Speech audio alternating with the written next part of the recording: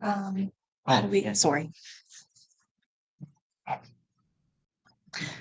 So I'll just get going as we're getting this set for the sake of time. So yes, so we're going to talk a lot about numerals and classifiers in Leo today. I want to give a quick shout out to the two authors who aren't here. Ammara did her undergraduate thesis on classifiers in Leo, and Shivaangi, they actually started working on Leo numerals while they were still in high school. So they're now doing their undergraduate at UMass, but brilliant young linguists who just happen to not be here with us today. So today I'm going to introduce you to Leo. We're going to talk a little bit about the methodology, about the data, where the data is coming from. We'll talk about numerals, we'll talk about classifiers, we'll offer you an analysis that is hopefully convincing. We'll briefly talk about what children are doing in the language, and then we'll conclude. So Leo is in Indonesia. It's on the island of Flores. I always say if you don't know where that is, we are next to the Komodo dragons. So we're down here in this part of Indonesia, and Leo is spoken over here. It is part of a dialect chain that goes all the way to Ronga. And so we usually call this the Central Flores subgroup or dialect chain. And so Leo is on the one end because Sika is part of that dialect chain. It's Austronesian. There's, according to the 2009 census, there's a little over 200,000 speakers. Important for today's talk is that it is highly isolating, and there's also high levels of polysemy. So how did we get this data? I was part of a 2019 language documentation and fieldwork training program with two Indonesians, and we were based in Uluwatu, and we collected a lot of naturalistic texts there. So we pulled data from that. That's available on MEHKRI. And there's also data from ongoing fieldwork. I am currently based in Flores working on my dissertation. And now that I'm in Flores, we've also been doing some specific elicitation for this as well. So for this work, we looked at data from 18 total speakers, 14 adults, 10 male, 4 female, ages 20 to 67, and also 4 children, all female, ages 9 to 11. And so originally, the data in MEHKRI was only from Uluwatu, but now we have data from 5 different subdistricts of the Ende region. And that's important because although it doesn't match perfectly, the subdistricts sort of correspond to the different dialects of Leo because there's a lot of dialectal variation, which I will talk about where that applies to the numerals and classifiers. And this is just the organization of how I present data. I feel like I do it a little bit differently from other people, and I just want to make it clear. So when you see sentences in Leo, I'm showing you exactly where it's coming from and the gender and age of the speaker. Okay, so numbers. So there might be 2 different systems of numbers in Leo. The first is a mixed 5 and 10 base, and so you have until 5, things are nice and lovely. And then when you get to 6, you get 5 plus 1, and then 5 plus 2. 8 and 9 are a bit funky, and so it doesn't quite work perfectly, but it's usually referred to as a base 5, base 10 mixed base system. Interestingly, previously in all of the Central Flores languages, it's consistently Rembutu for 8 in all of the languages I've been able to find data on, which people have suggested might be 2 times 4. In the north of the Leo speaking area, people say Rembutu, and I have been told that Buktu used to mean 4, but it's not used anymore. So that sort of seems to clarify that a little bit, which is exciting. What is going on with 9? No one knows. So then you get to 10, so that's where you get into the base 10 system, because you get 10, and they're getting 10 plus 1, 10 plus 2. I do want to point out a little bit about the order, though Khanin will talk about the ordering in Leo later. You get the classifier, echo is the classifier here, earlier in these, and you're getting it sort of in the middle over there. We will explain what we think is going on in there later. There may also be a base 4 system. So again, it seems to go up to 4, and then you sort of get 4 plus 1, 4 plus 2, 4 plus 3. This data was collected in Uluwatu. There was a 7-year-old speaker who said you used to use this when you played a game, but he couldn't remember how the game was played. So it's a little bit unclear what's going on here because, importantly, Libu seems to be used as a classifier by other Leo speakers. So this is still very common. You go to the market and you buy things in sets of 4. It's very common to sell things in sets of 4. And so if you're buying 12 coconuts, you would be buying, right, coconut for 3, right? And so 3 sets of 4, so 12 coconuts, right? It's a little covered up here, I'm sorry. But so what you can't do is put this esotolu like you would from the base 10 system, like you're not from the base 4 system. So here you have this like Liva Esatulu kind of thing, you're not getting that. So this is different from this. The other thing is that Esa, which is the normal sortal classifier for coconuts and all fruits, you can't also use this. So you are replacing your sortal classifier with a mensural, right? And so that seems to be what's going on there. But you know, what does that mean for this supposed base 4 system? So if we look at other languages that there's some good data on for the numeral classifier, KO is claimed to have a base 4 system, though it looks a lot like the classifier system that I'm describing with the sort of selling things in groups of 4, and that's how it's using KO. So I'm not sure, but Baird describes it as a base 4 system. She describes it as different.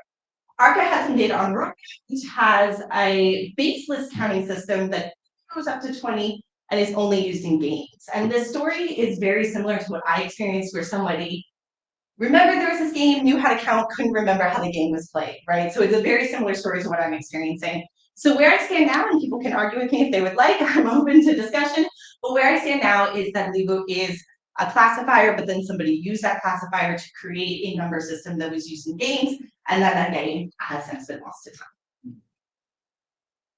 Okay, very quickly, when you're talking about money, years, and time, time isn't on a clock. We'll talk about different time in a moment. These consistently across all speakers are using Indonesian numerals. You do not use Leo numerals in these cases. So in some ways, you kind of have 3 systems. Okay. Classifiers, they're numeral classifiers. They are obligatory with Leo numerals. The noun can be elided, but the classifier cannot.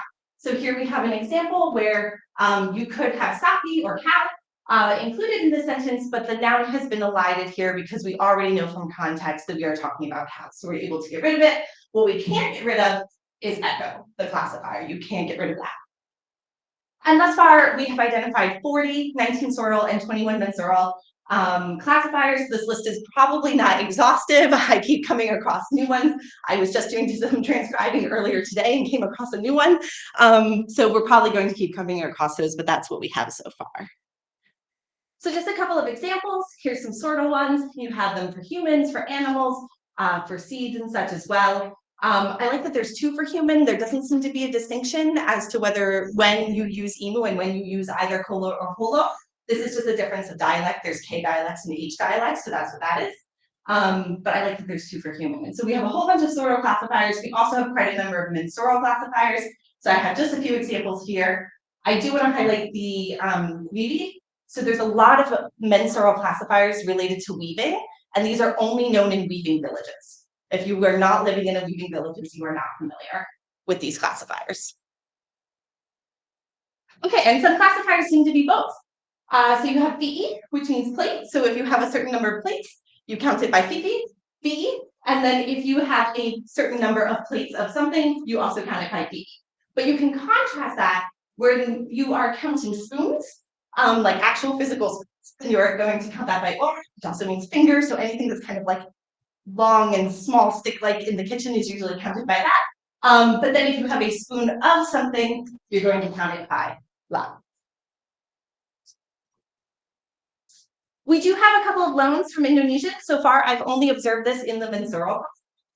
So you have something like keranda, basket, which seems to come from Indonesian, but I haven't observed this in the sortal classifiers at all. There is some points of variation, just like with the numbers, there also is in the classifier. So the classifier for fruit is often esa, but if you get up into the north, they use mboko, which means seed. So it gets a little bit different. What's interesting is that this esa, which is counting fruit, is also the default classifier. But even if you use mboko for fruit, esa is still your default classifier. That remains. We also have repeater classifiers. So you have something, so this is from naturalistic data, where you have 5 beta leaves, right? And so you have leaf, and then you have leaf again, because that is what's used as the classifier for leaves. And so when I asked the speaker, okay, well, what if I get rid of this in the middle and I just have bulu lima? And he was like, yeah, that's also okay. That's something that you can do. So we have repeater classifiers as well, which is important. Okay. We have some creative changing of classifiers. So usually you would count animals by tails.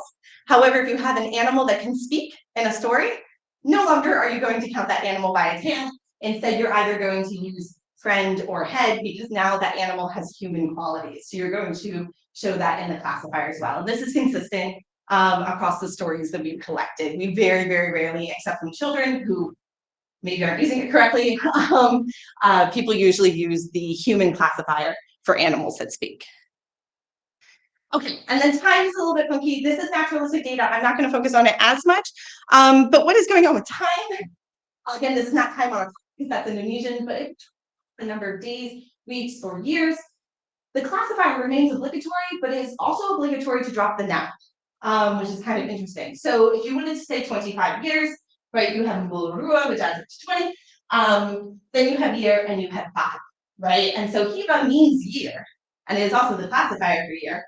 But you cannot, unlike in the examples we have with Vuna, where you can have a repeater classifier, when you are talking about years, months, weeks, days, you are no longer allowed to have these sort of repeater classifiers. The noun is obligatorily dropped. This is not the only place in Leo where time is weird. If anybody happens to plan to be an ICAL next week, I'm talking about relative clauses, and time is weird there too. So you're going to have that as well. Oh dear. Okay, thank you. Okay. And this is sort of important for this down here. When you're counting a set of objects, so if you're counting chickens, then you're going to use echo because that's the appropriate classifier. However, when you're counting a non-specific object, the default classifier asa is used. And so I can talk about this more later if you would like. We only have so much time, but if you're interested in that sort of classifier for numeral or classifier for noun conversation, the counting strategy that is used in Leo and the lack of classifiers appearing without a numeral points to Leo being a classifier for numeral language. But when we think about this sort of obligatorily dropping in temporal statement, it's not really clear how that plays into this sort of division. And so I'm leaning towards calling it a classifier for numeral language. I think that that's accurate, but there are some things that are a little bit funky about Leo where it doesn't quite fit. Okay, I'm going to hand it off to Khanin. All right.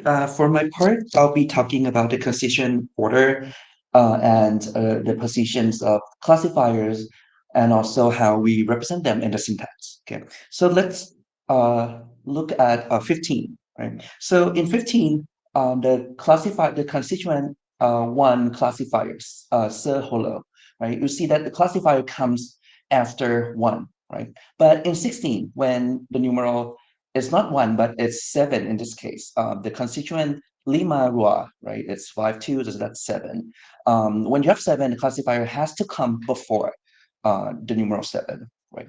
But in 17, when you have 12, the classifier does not come before 10, but it comes before the unit-based numeral, which is 2 in this case, right? So to summarize, when you have 1, the order is noun, numeral 1, and then a classifier. When you have 2 to 9, or any multiple of 10, 10, 20, 30, 40, 100, then you have an order of noun, classifier, and numeral, right? So the numeral could be one of these things, right? And if it's above 10 and not a multiple of 10, say 11, 12, 13, 14, then you got an order on noun, numeral, classifier. And so the first numeral is tens, right? And the classifier, and then the second numeral would be the unit-based numeral or ones, right? Okay. If we have a number larger than these, then it would go before the classifier. So let's so if we have wait, okay, 18a, if we have 345, then 340 would come before a classifier, and just the unit-based numeral 5 would come after a classifier. Likewise, when you have 1000 in 18b, 1240 would come before a classifier, and then 2 would come after a classifier. And this syntactic order matches what is observed in a closely related language like KO, but this differs from what is observed in Ronga, where the noun phrase has been observed to precede and both precede and follow the number phrase or quantifier phrase. Again, so these are the positions of the classifiers, right? So classifier comes after numeral 1, but if it's 2 to 9, it comes before that. If it's multiples of 10, uh, 10, 20, 30, classifier comes before that. But if it's the numeral larger than 10, but not multiples of 10, like 11, 12, then it would follow the same pattern as in the unit place numerals. Okay, so now we can see that there are two attachment sites for Leo classifiers. One is, so if we try to represent this in the syntax, one could be a complement of a quantifier head, and another one is up there, right? In the specifier position of quantifier phrase. This structure assumes quantifiers and also numerals as heads, right? Following Borah 2005, James Bisman 1999, so forth. Then one way to conceptualize these two positions of Leo classifiers is to say that the classifier phrase originates as a complement of the numeral head or the Q head here and move to the spec of QP, right? But then because all numerals occur before a classifier except for just the numeral 1, right? Claiming that it originates after a classifier would be quite peculiar. Right? So we propose instead that in Leo, the post-numeral and pre-numeral positions of a classifier are not connected via movement. Right? So the post-numeral position of the classifier is unique to just 1. The evidence lies in the fact that 1 does not generally behave like other numerals cross-linguistically. Our first evidence uh, is from Kane 2016, who says that 1 does not form a homogeneous class with other numerals. The numeral 1 in English is associated with a singular classifier. So it's actually bimorphemic, consisting of wa and right? Where wa is a singular classifier and is an indefinite article. This follows from Perlmutter's idea that English articles a and an is a reduced form of the numeral 1. Okay? And the second evidence comes from Thai. First, the numeral 1 in Thai, unlike other numerals, can occur either before or after classifier. And also when the numerals are bigger than 1 in Thai are used as ordinals, they are formed by the word T, which means place, followed by a cardinal number. So T1, I'm sorry, T2, T3, T4 would be second, third, fourth, right? And the ordinal numeral first does not follow this rule. The last evidence is from French additive compound numerals 21, 31, 41, 51, 61, 71 require an overt coordinator A, which means and, right? So in the example, when un livre 21 books we need the coordinator there, right? While such an element is not used with other numerals. So what we propose is they should not be connected via movement, and they should have two separate structures. For the first structure is for the number bigger than 1, right? The classifier phrase would sit in the specifier of quantifier phrase, but for 1, the classifier phrase originates as a complement of the Q head, right? So now we're going to talk about child language, and I'll give this back to Grace. Yes, so as Leo is a minority language, and as I do have some data from children, I feel responsible to talk about what children are or are not rather doing in the language. And so in the recordings, also in observations, these are the recordings that are transcribed. I have more that I've listened to as well. There's a lot of things that are going wrong with numbers and classifiers and child speakers. So you have incorrect use of classifiers. They pretty much just all use asa. That's sort of, most basic of classifiers, and they aren't using the correct ones. You also get incorrect numerals. It's kind of fun, the incorrect numerals they're doing, because you get things like something with the lu, right, which where you would get which is like 5 plus 3 for 8, which follows that base 5 system. So they kind of are catching on to what's going on, but it's not right. And so also if you are recording children and asking them to count something, the act of counting is done in Indonesian, and then they might provide the Leo, but when they are actually counting, they are not using Leo to count. They are using Indonesian. And even the most fluent of speakers that I've come across cannot count above 10 in Leo. This isn't limited to child speakers. I'm also observing this in older speakers, especially folks in their 20s. So it likely points to the eventual loss of Leo numerals, which is not unusual for numbers. We know that from previous research, and it's not the only thing that's being lost in Leo, but as per what relates to this talk, that's what's going on in children. So to conclude, Leo may have two numeral systems. It has a rich classifier system that's lots of fun, and they also offer an interesting puzzle for syntax given its unique constituent order. References. I would like to say, okay, so the word for thank you is a little controversial in Leo, so I'm going to use both because I am not a native Leo speaker, so I don't get to choose. But obviously, I want to thank the sources of funding that are allowing me to be in Indonesia collecting this work. I want to thank my sponsors, especially Ibu Entis over there on the right. She's a Leo speaker herself and has been incredibly helpful. I have an absolute army of transcribers and translators who have been working with me. I would like to thank the folks who are in the team in 2019 who I continue to work with.